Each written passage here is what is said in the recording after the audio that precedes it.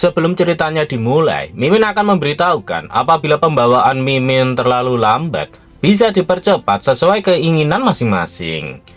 Oh iya, yang mau bantu Mimin beliin kopi biar lebih semangat bahas komiknya, bisa mendonasikan sedikit uang jajannya lewat link Saweria yang ada di deskripsi. Oke, nggak usah lama-lama lagi, kita langsung masuk saja ke ceritanya. Sedikit mengulang dari part kemarin, Pondi berhenti sejenak melihat kondisi lawan di depannya. Dia melihat ada beberapa massa di sana, dan itu adalah segerombolan tikus penambang. Mandor tikus menyadari adanya penyusup di sana. Dia adalah manusia tikus penambang level 10. Dia langsung memerintahkan anak buahnya untuk menyerang Pondi. Langsung saja para tikus penambang berlari serta membawa senjata dan alat tambang di tangan mereka untuk menyerang Pondi.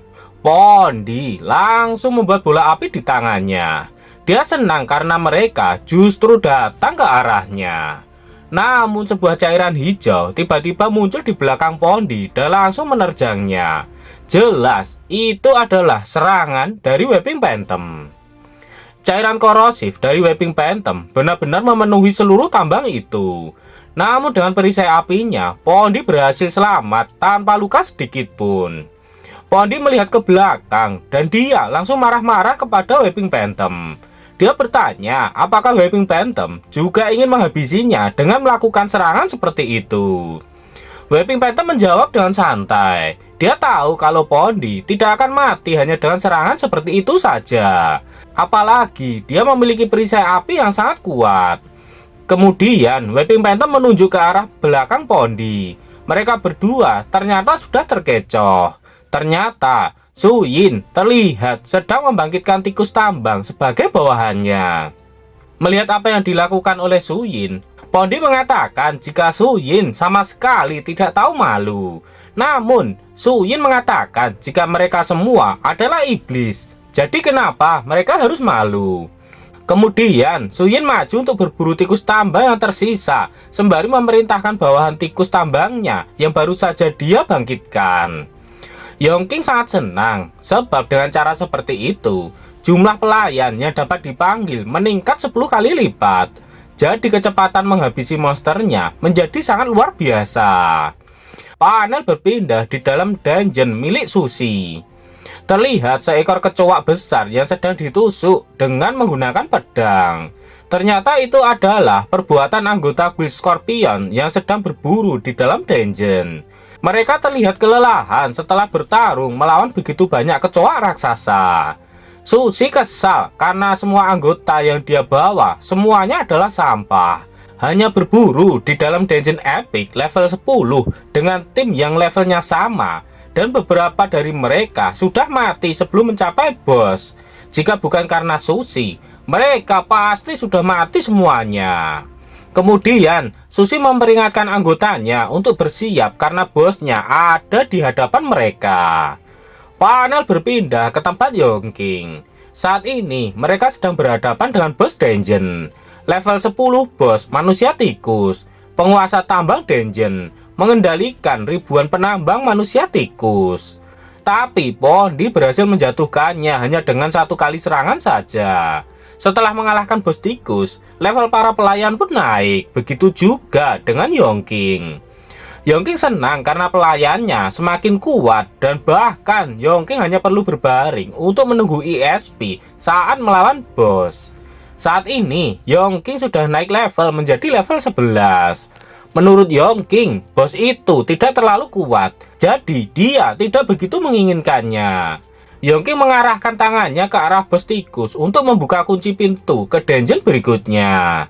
Tak lama kemudian, ada sebuah pintu dungeon yang terbuka. Yongking menyuruh semua hasil sumber daya dari dungeon yang dikumpulkan oleh para EMP untuk dibawa kepada rak keluar dari dalam dungeon dan Yongking akan membawanya keluar untuk dijual nanti. Pemburuan dalam dungeon terus berlanjut. Weeping Phantom berhasil mengalahkan bos dungeon dan naik level. Argus juga berhasil mengalahkan bos dungeon dan dia juga naik level. Sedangkan Pondi Dengan brutalnya, dia menghabisi semua tanpa sisa dan dia juga naik level. Su Yin juga menjebak lawannya dalam aspal cair dan membuatnya naik level. Setelah beberapa kali mengalahkan bos dungeon, sekarang Yongking sudah berlevel 19. Yongking merasa kalau dungeon epic ini tidak sesulit seperti yang dikatakan oleh orang-orang. Pondi juga heran kenapa bisa orang-orang gagal di tempat itu. Di sisi lain, di tempat Guild Scorpion, salah satu anggota Guild Scorpion terlihat sedang dalam bahaya. Kepalanya ditangkap dan diremas oleh monster yang kuat. Dia meminta tolong kepada ketua guild untuk diselamatkan. Dan itu dilakukan oleh bos level 14. Sushi mulai bergerak. Dia mengarahkan tangannya ke arah bos itu. Kemudian bos itu mendapatkan tekanan yang sangat kuat pada tubuhnya sehingga matanya hampir keluar akibat menahan tekanan yang sangat kuat pada tubuhnya. Tak butuh waktu yang lama bagi Sushi untuk mengalahkan bos itu. Dalam waktu yang singkat, tubuh bos monster itu langsung hancur tak tersisa, begitu juga dengan anggotanya yang ada di sekitarnya. Bahkan terbentuk sebuah kawah besar di sana. Sushi kesal karena semua anggotanya adalah sampah. Mereka saat ini berada di dungeon level 15, namun sekarang hanya tinggal 2 orang yang masih hidup. Sushi mempertanyakan kenapa dia bisa merekrut sampah seperti mereka. Salah satu anggota Guild Scorpion memperingatkan Sushi agar dia melihat ke belakang. Sushi pun cemas dan dia langsung melihat ke belakang. Dari gerbang dungeon muncul sebuah kaki yang sangat besar. Itu adalah bos Yellow Hoof berlevel tanda tanya. Salah satu anggota Guild Scorpion tak percaya ada monster yang bisa datang melalui portal. Seharusnya portal tersegel secara ajaib untuk menahan monster di dalamnya. Tak mau menunggu, monster bos itu menyerang duluan. Sushi langsung mengarahkan tangannya ke atas dan menyerangnya dengan tekanan yang sangat kuat. Ledakan pun terjadi di sana. Sushi yakin dia sudah menggunakan pengurangan kerusakan dari penekanan tingkat. Tidak mungkin monster itu tidak mendapatkan kerusakan dari serangannya. Namun Sushi terkejut karena bos monster itu masih bisa berdiri tegak di hadapannya. Panel berpindah di depan portal dungeon. Seorang penjaga portal terkejut melihat ada seseorang yang keluar dari dalam dungeon. Tentu saja itu adalah Yongking. Saat Yongking akan pergi meninggalkan tempat itu, dia dihentikan oleh petugas jaga itu. Yongking dimintai komisi karena sudah keluar dari dalam dungeon. Yongking menanyakan apakah masih ada komisi. Dia juga bertanya dari guild mana petugas itu berasal. Petugas itu meyakinkan Yongking jika dia pasti akan takut sampai mati jika dia mengetahuinya. Dia mengatakan jika dia berasal dari Guild Scorpion yang terkenal. Pemimpin guild mereka adalah yang paling kuat di guild pemula. Tapi dia masih sangat ambisius dan sedang bekerja keras untuk meningkatkan level di dalam dungeon. Yongking bertanya bagaimana jika dia menolaknya. Petugas itu mengatakan jika pemimpin mereka keluar dari dalam dungeon, maka Yongking pasti akan dihajar sampai hancur. Tapi saat dia sedang berbicara, ada seseorang yang melayang-layang di atasnya. Yongking menunjuk ke atas. Dia bertanya, apakah orang yang ada di atas itu yang petugas itu bicarakan. Mata petugas itu pun langsung keluar setelah melihat ketua guildnya terlempar di udara. Setelahnya, monster bos itu melompat melewati Yongking dan petugas jaga itu. Lompatan bos sapi itu sangat tinggi sehingga saat mendarat, tanah yang sebagai pijakannya itu pun hancur. Petugas jaga melihat ke atas dan melihat begitu besarnya monster itu. Dia langsung berlari. Dia tak percaya melihat monster dengan tingkat bos keluar dari dalam dungeon. Jika dia tidak lari sekarang, maka dia akan mati. Alarm bahaya pun mulai dikirimkan. Dan beberapa petualang berlari dari sana untuk menyelamatkan diri mereka. Kembali ke sisi bos sapi. Dia melihat ke bawah ke arah Susi yang sudah tak berdaya.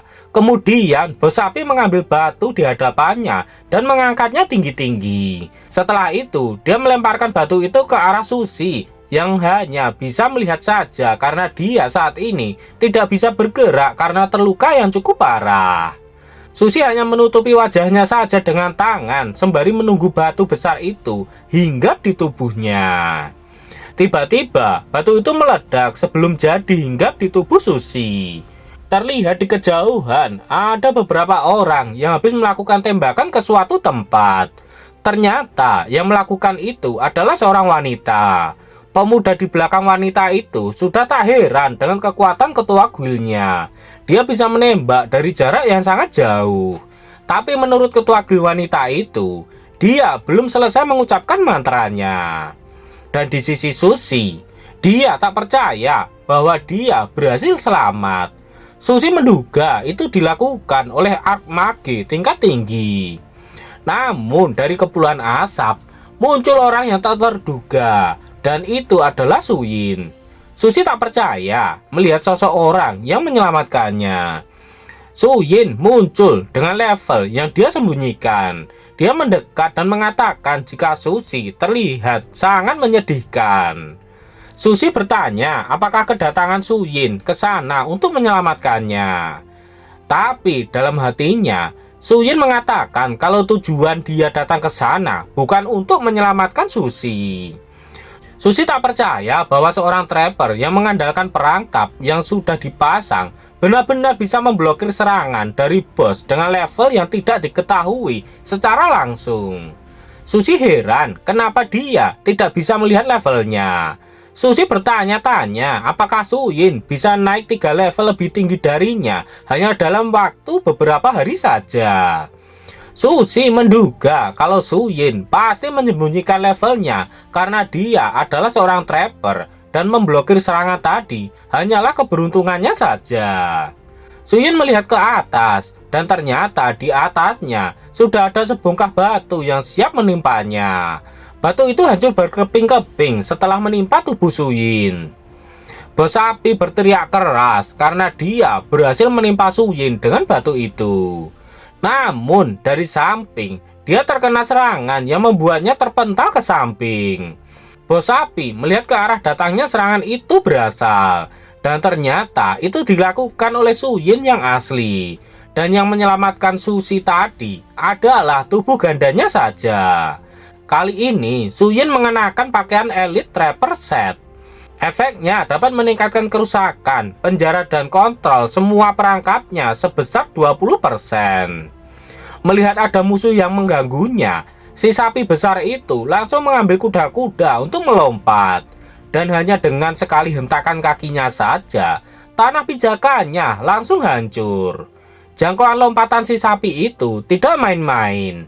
Dengan sekali lompatan saja, dia berhasil mencapai ke gunung lainnya tempat Suyin berada. Namun sebelum sampai, Suyin sudah bersiap melepaskan anak panah ke arah sapi besar itu. Tembakan kali ini adalah tembakan jaring. Jadi ketika sudah berada di udara, anak panah itu berubah menjadi sebuah jaring besar sehingga tubuh sapi besar itu pun masuk ke dalam jaring itu. Karena si sapi berada di dalam jaring, jadi dia tak bisa melakukan pendaratan dengan baik sehingga dia pun meluncur bebas ke tanah.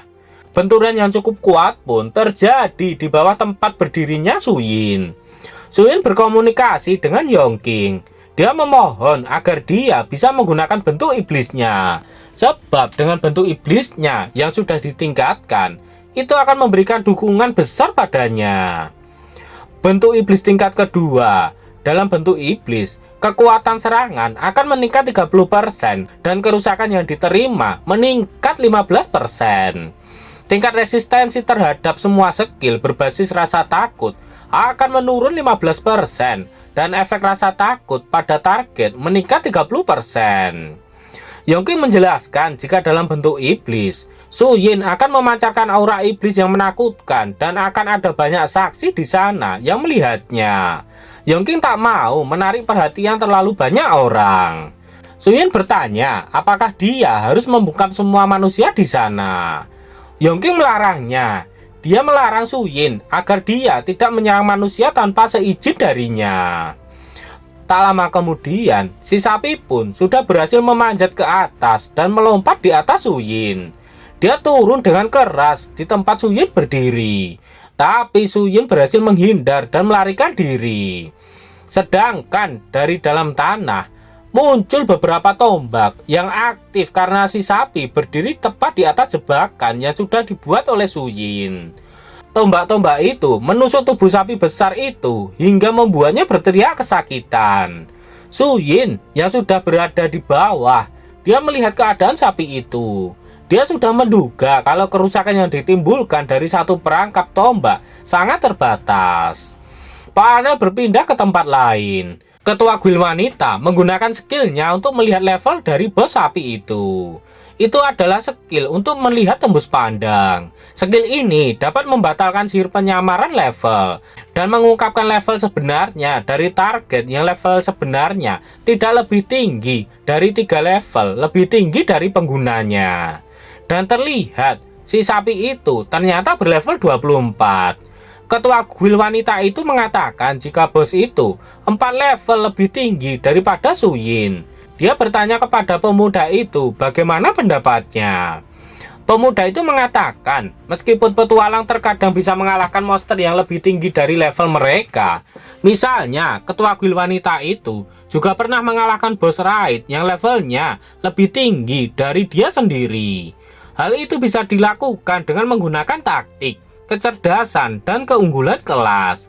Tapi ketua guild wanita adalah seorang jenius penyihir yang hanya terjadi sekali dalam setiap ribuan tahun sekali.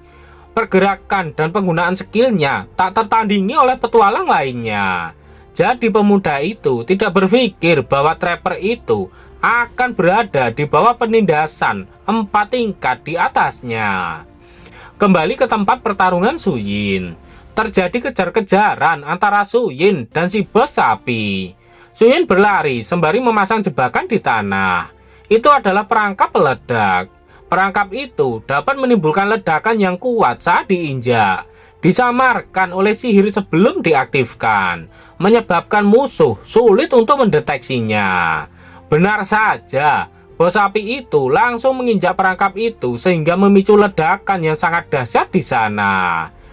Namun ledakan seperti itu bukan apa-apa bagi bos level 24. Dia kembali berlari ke arah Suyin untuk menghabisinya. Dan bos sapi itu mulai masuk ke mode berserk. Apakah Suyin akan berhasil mengalahkan bos yang levelnya 4 level di atasnya? Nantikan kelanjutannya di part berikutnya.